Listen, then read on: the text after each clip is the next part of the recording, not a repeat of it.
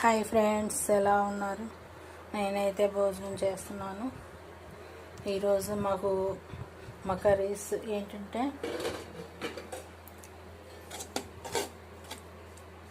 ఇదేంటి పన్నీర్ కూర. ఇదేంటి పన్నీరు.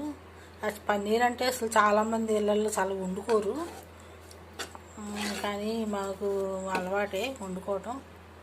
ఇదిగోండి పన్నీరు.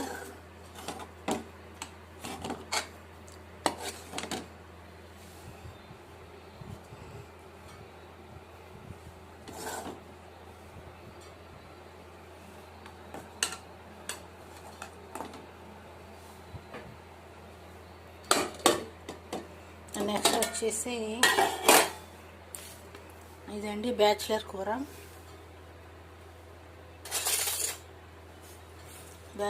అండి ఇది 4 గుడ్లు వేసాను. ఏదో 2 గుడ్లు ఇది వాళ్ళిద్దరు తినేసారు. ఇదండి ఇంకా 2 గుడ్లు ఉన్నాయి.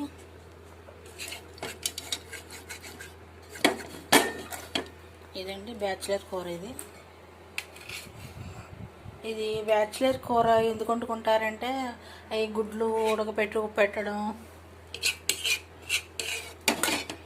ఇదంతా ఎందుకు తలనొప్పి అని చెప్పేసి ఏదో ఉల్లిపాయలు వేగించేసి ఉప్పు కారం వేసేసి ఇట్లా గుడ్డు పగలు కొట్టి కదపకుండా ఇలా ఉడకపెట్టేస్తారు. దీన్ని బ్యాచిలర్ కూర అంటారు. ఇదండి ఇంకో గుడ్డు ఉంది, అది ఎవరో ఒకరు తినేస్తారు. ఇది వచ్చేసి వంకాయ కూర అండి.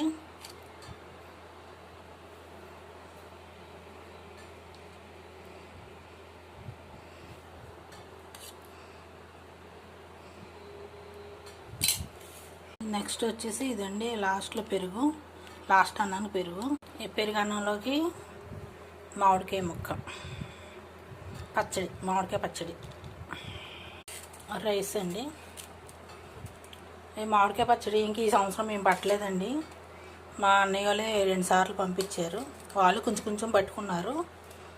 5 కాయలు 6 కాయలు అలా కొంచెం పట్టుకొని ఇక మా అన్నయ్య వాళ్ళే ఈసారి పంపించారు. మేము అయినా పట్టాలి, సంవత్సరం అంతా ఉండాలి కదా. మేము పట్టుకుంటాము, లాస్ట్లో పట్టుకుంటాం వర్షాలు వచ్చే ముందు.